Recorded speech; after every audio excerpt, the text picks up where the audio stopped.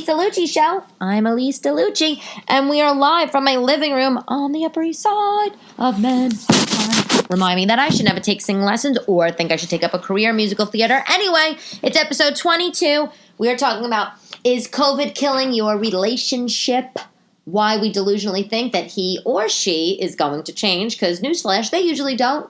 A chocolate cookie recipe. It's chocolate crinkle cookies. You definitely have seen these cookies around before at the holidays. They're so good. I have that recipe. One of my favorite new books that I just got, a product recommendation. So relax, sit back, take a sip of your mojito or hot cocoa, and listen to me, Elyse. Okay, fact of the day. Do you want to know the craziest thing? I almost didn't believe this. Before alarm clocks were around, there were people called knock-uppers. There were people called knock-uppers. Did you know this? This was a job. It was called knock-uppers, and they were people that would literally knock on people's windows and doors to wake them up to go to work. This was popular in the 40s, 50s, right up until the 1970s. Isn't that crazy? So, I mean, we have alarm clocks, or now obviously our phone alarms, but maybe in 1960, you hired a knocker-upper. And these people, they would use hammers. That's right, soft hammers, rattles, anything. They're a little knock, knock, knock, to be able to get people to wake up in the morning. Isn't that crazy? I mean, talk about an unplanned expense. Can you imagine going through a month? Rent, food, milk, because I think they had milkmen then, transportation, whatever. Babysitter, knocker-upper, because we can't get up in the morning. It's hilarious to me. It's a fact. So how are you? How's your week? I put my tree up, all its glory. I bought a fake tree last year, and I'm so happy I did it because the trees in Manhattan are just ridiculously priced. Like, they're like at least $100 for a tree, at least. And then, if you want one that's like kind of apartment-friendly size, maybe like 5.5, 6 feet, 6.5 feet. You don't want anything bigger because you might not even be able to get it through the door. Those trees are way more expensive than the ones that are, say, 8 feet because nobody wants those. So I would maybe go out and I would buy a real tree, every year. And I felt like it was just a waste. And now I bought this fake tree at Michael's. I used a 40% off coupon or whatever, and I love it. I'm so happy. Did you put your tree up? Everybody's doing it early. And I might have mentioned this, by the way, a few episodes ago, so I apologize if I did. But I'm looking at it right now as I'm sitting in my lazy boy, which I love. And I am just like, it's bringing me joy. It's bringing me joy looking at this tree. And I'm so happy that I put it up. I'm just so happy. Okay. You're never going to believe this. This week, not only did I put my tree up, I'm talking to my daughters, and you know what they said to me? Well, actually, I heard them talking. So I hear them talking amongst themselves, and they're talking about saving money. And I thought, how lovely. So I say, oh, girls, what are you talking about? And they say, oh, nothing, Mommy, nothing. And I'm like, no, tell me what you're talking about. And they say, Mommy, we're talking to each other about how you're saving money to buy us another room. And I was like, what? I was like, I'm saving money to do what? And then they say, buy us another room. And I'm just like, I'm sorry, can you clarify? And basically what they told me is that they know that I'm saving my money so I can buy them more rooms, as in rooms in a house, as in the apartment next door, as in they're insane. I'm like, what about Mommy saving her money to buy a Barbie? How about that? Or a Barbie dream house? Or, I don't know, college tuition? But saving my money to buy you extra rooms, like a playroom, a den, or a cigar lounge, or whatever the hell you think we're going to have, ain't happening, kids. Kids, they just say ridiculous things. They really, really do. Like, they also told me how, why do I have to spend my money on such boring things like food? Why do you have to spend your money on such boring things, Mommy, like food? Food and fruits. We don't like fruits. We like cookies and chips, which is French fries, in their world. It's just exhausting and it never ends. Anyway, one of my girlfriends, she went on a date, a Tinder date, a pandemic Tinder date, and the guy said to her, so they're at dinner, and he said, he's like, she's saying what she's looking for, and she goes, how about you? And he goes, I'm just looking for somebody to go to the movies and eat pizza with. And she laughed. She thought, like, oh, that's so cute. Me too. Haha. And he's like, no, I'm just looking for somebody to go to the movies and eat pizza with. And she's like, yeah, well, I mean, me too, especially because we're realizing what's important now in life. And it's not really like doing all these fabulous things or wanting all these things. I'm just really looking for a companion too. And he's like, no, I am looking for somebody to go to a movie and have pizza with. Like, that's it. Like no sexy time, no intimate conversations, nothing. Just a movie and a pizza. I mean, like, really, you know what? And when she told me, I said, well, this is why he's still single, isn't he?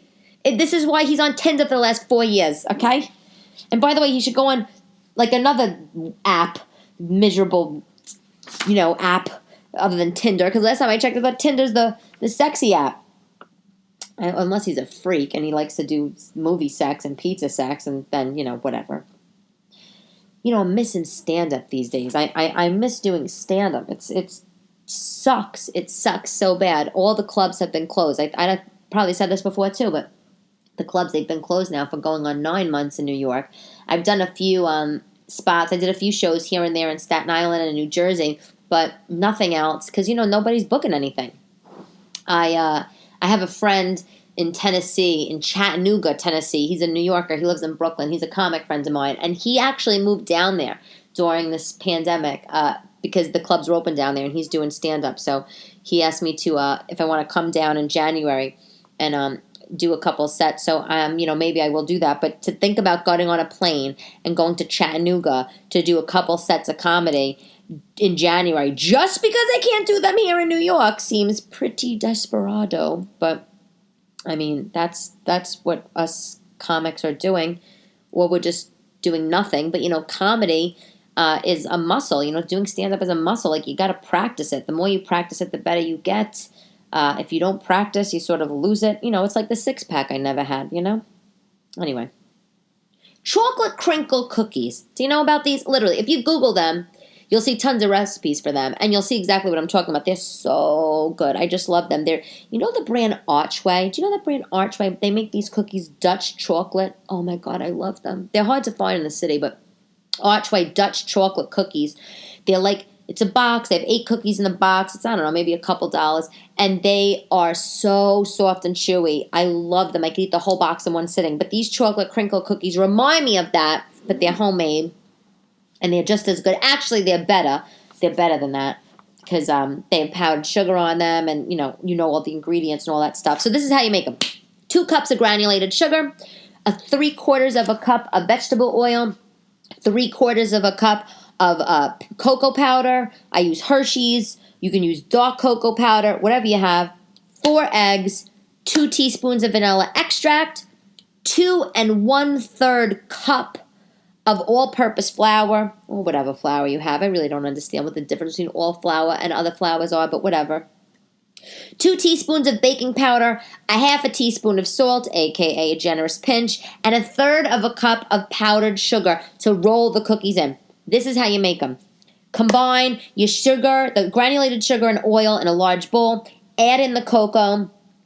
Beat it till it's well blended. Beat in the eggs and the vanilla. Get it all blended up in your mixer or by hand. Then you're going to stir in the flour, the baking powder, and the salt. And you're going to slowly add the cocoa powder to this as the machine still is going, or you're beating it with a hand mixer or whatever. And then you're going to cover the bowl with some saran wrap, plastic wrap, whatever, and refrigerate the dough for about 6 hours. You want the dough to be firm so you could, roll it into balls and handle it. So about 6 hours in the fridge. I would say 4 hours is even fine. And then when it's done, heat your oven to 350. Grease up a cookie sheet, with the spray or butter, whatever. Or, of course, if you have parchment paper, lined in parchment paper. And then all you're going to do is you're going to take the dough and you're going to start to make 1-inch balls with the dough. And then you're going to take that powdered sugar that you have. You're going to put the powdered sugar in a big old plate. And then you're just going to roll these balls, these 1-inch balls, in the plate. Just roll them all through. And then you're going to place each powdered sugar cocoa ball about 2 inches apart on the greased baking sheet. And that's it. You put it in the oven for about 10 to 13 minutes. You got to see how hot your oven gets. And that's it. And when they come out of the oven, you want them to cool. But You want that to completely cool, but you'll see that the cookie melts down and the powdered sugar sort of makes this crinkly, cracked looking thing on the cookie. And they're so good. They're so good. My kids love, like literally love them. I totally recommend. So, are you in a relationship? Boyfriend? Husband? Because is COVID killing your relationship? It's not killing mine, I have to say. It is not killing mine. I thought it was at one point killing mine. Because we just didn't see each other a lot. And I just thought, what the hell is going on here? Whatever. But we also, were very slow to be in a relationship with each other. I was married and divorced, and I didn't want to rush into anything. And he, also just didn't want to rush into anything. So we were very slow, very deliberate with getting into something with each other. But I think that when COVID happened, I just thought, you know what, what's the point? I thought that COVID was killing it, not because we were having bickering or arguing, getting each other's faces, just because we weren't going to see each other anymore, But everybody I'm talking to that's in a long-term relationship is just losing it, or they are or they're angels, and they've come together in this time and they're working great together. But you know what? For my friends that are in Manhattan, that's a lot harder because we all live in small spaces here. So if both parents are working from home and you got the kids working, doing the school from home, it's just really, really hard. So I'm curious to know how that's going for you. And by the way, there's an app for this that I found called Relationship Hero. You can look it up. When I looked on it, so someone told me about this app, and I looked it up on the App Store. It doesn't have a lot of reviews. It only has a few reviews. But it's literally like group couples therapy sessions / one-on-one sessions with counselors. I don't know how much it costs. I don't know anything about it, and I never used it. But like everything, there's an app for that. And this is called Relationship Hero. But it's like, I don't know. I think a lot of relationships are going to sink or they're just going to swim. It's funny because my divorce was, finalized, way before all this stuff happened, way before. But I was on the phone with my mother months ago. Maybe it was, 7 months ago. And she said something like about, you just got divorced at the wrong time. Like, look at all this stuff that's happening. And I didn't say anything to her. But actually, I disagree. Because imagine if I didn't get divorced, when I did. I mean, and then you're in an unhappy marriage and you're quarantined or you're on, this lockdown or whatever. I would have been crazy. I would have been crazy. I'll tell you that much. I wouldn't be doing a podcast. That's for damn sure. Because I'd have no privacy, But I think the best thing that I heard for couples in this time is, you think about if you're together, you love each other, if you're in the house together 24/7, so obviously if you're a live-in couple or you're married, is that you have to set a schedule. My friends are saying, if you want your relationship to work, at least what worked for us is that we set a schedule and we have a structured plan for every day. I work in one room, he works in the other room. The kids are maybe in the kitchen. And then we also have times of the day where one of us goes out for our own walk or does our own thing outside the house, whatever it is. It really just has to be a walk, they said, because there's nothing else really to do. Excuse me. And then some of my friends have penciled in time to have small talk with their partner, in the evening when everything is settled after dinner and all that stuff. But, overall, the biggest thing that I'm hearing from my friends is that they're saying you have to be able to say to your partner, and vice versa, things like, look, I really need to be alone for 4 hours. I have this presentation to do. I'm going to close the door. I need you to not bother me, for that amount of time. And, and if you could do that winds up being successful. And I get it. I totally get it. Because, that sort of approach is much better than saying, you're making me fucking miserable. I need you to get the hell out of my face, In some ways, it's really hard. I think, living alone in this time, with the kids and whatnot, because it's all pressure on myself and my ex, depending on who has the kids at, what days we have the children. But if I was in a relationship, my God, that would just be equally as difficult because I don't know. Like in a living relationship, I think that would be really difficult. I don't know what I would do. The other thing is like you literally like at each other's throats, I would imagine, right? I mean, like, how do you not get aggravated with each other? I mean, like, at this time, I would think, like, if somebody's putting the pencil down in the wrong way, if somebody's leaving the toilet seat up, if somebody's not doing the laundry, if someone's getting up and not making the bed because they wanted to stay in late, like, I feel for you. I feel for you wherever you are. I feel for my friends that are trying to navigate through this thing. I know a ton of people that are saying that they are going to get a divorce when this is over. COVID divorce sucks. It really sucks. I don't envy you guys. It's just what do? You really just can't do anything. You just got to sort of band together, I guess, right? Anyway. And by the way, let me tell you, I have another friend.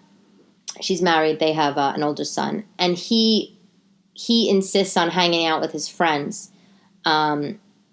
And the parents do not want my girlfriend and her husband. They don't want him hanging out with the friends because of, who's not wearing a mask or who's wearing a mask. And that was sort of how they were for the first maybe 6 months with this whole thing. And then the father started to ease up, my friend's husband. He said, it's okay. Like, let him go hang out with his friends, whatever. It's fine. Nobody's going to get anything. The virus sort of mutated. No one, nobody's dying anymore from it, all this kind of stuff. And my girlfriend is like, are you fucking kidding me? She's like, no, I still do not want him hanging out with his friends. They're irresponsible teenagers. They're not wearing their masks. They're just running through the streets. Like, no, I don't want. And now my friend and her husband, they're having problems because they can't get on the same page with this, should their son go hang out or not hang out and all that jazz. And, so it's not even necessarily, I think, I don't even think it's necessarily about the problem of getting in each other's shit all day long. I think it's also about how your kids and, the older kids. Anyway. Why are so many of my friends and your friends and us too dealing with people that we know are not going to change, but they say they're going to change? Or actually, let me say that. We meet people and they're not that great. They're not that great, but we want them to change. They might hint at saying that they can change, but we're delusional and we keep them around. Why? Isn't this crazy? Let me tell you something. I was going through my iPhone notes the other day. I found this note that I wrote to myself. It was so pathetic. I said that I was transcribing something from a diary, so I must have been in my early 20s or something. I don't remember when the iPhones came out and how old I was, but anyway. And basically, I wrote in this note that was transcribed from a diary that I said, I'm sitting out here and I was basically talking about, I guess, someone I was dating at the time. I said, I'm sitting out here and I'm watching you from afar and you've totally ignored me for hours and all you keep doing is going get drink after drink after drink, and I'm just thinking, I'm just going to wait this out because eventually it'll be my time. This is what I wrote in my early 20s in a diary. Is that not freaking pathetic? I don't even know what version of myself that is, but it made me so nauseous and angry when I read it. I transcribed this to my iPhone notes, and I just read it on my phone a few days ago, and I was practically gagging. But then it made me realize everyone does this. Everyone at some point does this. I don't know if everybody's so desperado daisy to go sit or see somebody presenting themselves from afar and saying, it will be my day one day and it'll be my chance. I don't know if we're all doing that, but the reality situation is that we get together with these people and we think, I don't like this, I don't like that, I don't like that. It's okay. I'm gonna be able to change them one day. And what the hell does Maya Angelou say? What does she say? Famous quote. When somebody shows you who they are, believe them the first time. Now look, I really think that people can change. I really do think that men and women, they can change if they have certain tool sets and if they're in therapy or whatever. But if you are with somebody, say, that's a vegetarian, okay, and you are a giant steak lover, I do not think that something like that you're not going to be able to make that kind of change, okay? I think if you have somebody that argues with you all the time, like challenges you on every single thing, I do not think that that kind of quality is necessarily going to go away over time. And I have been there, done that. I mean, listen, my marriage, as great as it was, also ended for a reason. So what I learned some signs for myself that if I meet somebody and I like them, and I see some things that I like and some things that I don't like, because look, there's no such thing as perfect, right? There's no person is your own version of a utopian paradise. I mean, that just doesn't exist. It's a myth. But I have found some signs that I sort of keep my antennas up for, and it's I'll tell you what they are. It's if the person's not a good communicator, that's a huge thing. I don't care about certain things, but if you're not a good communicator, it's just not going to work, because I need to talk. I need to talk, and I'm going to need to talk it out, and I'm going to need to find a way to communicate with you. And if you do not have this tool set of communicating, that's no good. If you're not if you're not emotive with your feelings, so I have this a little bit here and there in my current relationship, but I think it's also like a guy thing, is, guys aren't going to necessarily be have expressive displays of emotion like us girls always, but, if the person just shows you no emotion, that's a problem. That's a problem. So there's a sign there. Do they have a history of cheating? Another sign. Do you always feel like they're looking for the next best thing? They always have their ear to the ground. Did you ever hear them talking about apps and, they should have tried this app, or, experimenting with this or whatever? And how about and I think maybe the one other thing is, if they can't commit to anything. So it's like, look, if you can't commit and you're not going to communicate and you're not that emotive and maybe you've cheated in the past, I'm done. Because I am not going to be delusional and tell myself that you are going to change, because you can't. You just can't. You cannot. I think like there's other things, that maybe people could change. Like, I mean, I don't think vegetarianism, veganism, and carnivores, but I think that, like, maybe even talking about where to live, where to settle down, those kind of things. I think that those are things that you could change. I think, like, obviously having certain pastimes together, that could change. But I mean, so many people, so many of my friends, they meet these guys and they're just like, nah, it's okay for now, but because I know eventually I'm gonna get them. What are you doing? Ugh, I don't know. I think as I get older, I'd rather be alone. I'd rather be alone than deal with your shitty nonsense bullshit. I can't handle it. Anyway. Okay, so I got this new book. I was at my ex-husband's house. I was picking up the kids, and he had this book on the counter, and it's called How Not to Die. The book is called How Not to Die by Michael Greger. Greger, Greger. Michael Greger, he's a doctor. So I'm sitting at the kitchen. I'm sitting at the kitchen. I see this book on the table, and I'm looking through it, and I'm like, oh, this book looks so good. And my ex says, he goes, you want it? I said, I could have it. Why? I said, you don't want it? And he says, no, I actually ordered 2 by mistake. Why don't you take it? And he said, it's totally fine. I said, oh, okay. And I love it. I have it in front of me right now. First of all, it's a huge book. So this is my product. This is my product of the episode. It's huge. It's, let me see if I have it open. It's like 700 pages. It's a paperback. And basically, it's about how foods are scientifically proven to prevent and reverse diseases now.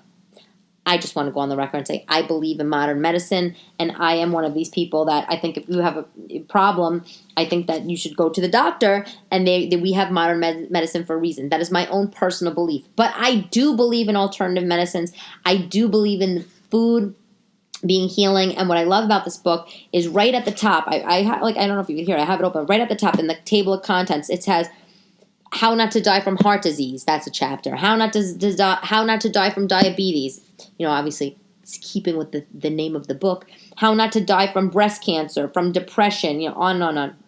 And basically, as you go through these chapters, it talks about the foods that you can eat or the vitamins and nutrients that come from certain foods that fight against these diseases, or ones that can hurt or, inflame these diseases. Now, look, my ex-husband's not a doctor. This is not something that I don't even know, but it's not like he's like, Elyse, this is the Bible. You should take this home and you should study it and live by it. But I am really interested in this stuff. I'm fascinated by this book. It was reviewed by the Dalai Lama, by the Financial Times, by the Daily Mail, and it's just so good. It's a long book. It's not a book that I'm going to sit down and I'm going to read at my leisure. It's a book when I feel like, I guess, doing a little research. So that's that. How Not to Die by Michael Greger. I think it's a great book. Also to give somebody for the holidays, a family member, if they're into foods or if somebody's just into holistic stuff. I think it's a good idea. Okay. Question from the audience. I kind of touched on this a little bit, I guess, because I knew this question was coming.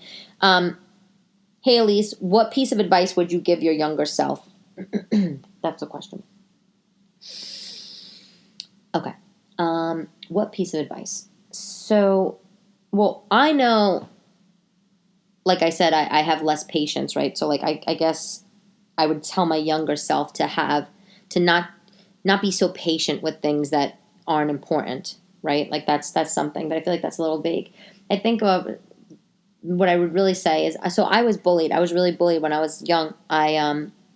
For whatever reason, my family, we moved from Brooklyn to Staten Island when I was a little girl, and there was these kids on the block, and they were horrible to me. They were like literally awful, nasty little bitches. All I wanted to do, though, was play with them, and I had this sort of funny-sounding voice, and I think I was like a year or two younger than, whatever it is, just child's play bullshit, and they were just nasty to me. And then as I got older, I was continued bullied, whatever, I don't know. It was always had to do with my voice. Isn't that so funny? And now I go on stage and I just talk, or I'm on this I'm podcasting, talking. But whatever reason, I was bullied and it was terrible and I hated it and I was very nerdy and I cared so much. I was so desperate to be, I was so seeking approval. I was so just wanting to feel like I belong. I just wanted to feel like I was included. It was so, oh my God, I hated it. And it wasn't until I had a teacher in high school, and she was super cool. She was super different. She was super alternative. She was into all these really great, cool things. She was like into theater and poetry and all this stuff. And she once pulled me aside and she said, Elyse, like, who gives a fuck what these people say? She's like, you have all these talents. I was always like into the arts, like painting and, theater, whatever. And she's like, you have all these talents, and I like to write. She's like, you have all these talents. Like, who cares? Just do your own thing. Be your own person. And when she first told me that, when I first met this teacher, maybe I was in freshman year of high school, I was like, yeah, whatever. But as the years went on in high school, I really started to believe it. And then I was just like, fuck that. I'm going to be exactly whoever the fuck I want to be. I'm not going to give a shit about any of these people. And that is the advice I would give my younger self. If I could go back in time, I would tell younger little Elyse, a little 6-year-old Elyse, 7-year-old Elyse, these kids are bullying you. Who gives a shit? They're going to be big, fat, miserable miseries when they're older. Who cares? Do your own thing. Be unique. Not conform. That is what I would tell my younger self. I think I eventually grew into that advice. That is what I would tell my younger self. That is it. Do not care. Do your own thing. Keep it moving. Don't pay attention to people that are being nasty. Don't pay them any mind. That's the advice. Quote of the day by Ann Landers. At every party, this is funny, at every party there are two kinds of people. Those who want to go home and those who don't. The trouble is they're usually married to each other. Ha! Ann Landers said that. I love that. So, thanks for listening to episode 22 of the Elyse DeLucci Show. And remember, I'm loving reviews because I need them to grow. Tell your friends. Send them the link. I don't know. Whatever. But thank you. Thank you so much for listening. I'm so appreciative of everybody that listens to this. I can't believe it. I have over 7,000 listeners already. It's so crazy to me. I only started this, a couple months, 2.5 months ago. 3 months ago, and I love doing it. So thank you for listening, and thank you for watching if you're on TikTok. And I am coming soon to a city near you whenever this god-awful COVID ends. So, again, episode 22 is a wrap of the Elyse DeLucci Show. I hope to see you soon on TikTok or on Instagram, and I look forward to talking to you next week. Ciao, ciao.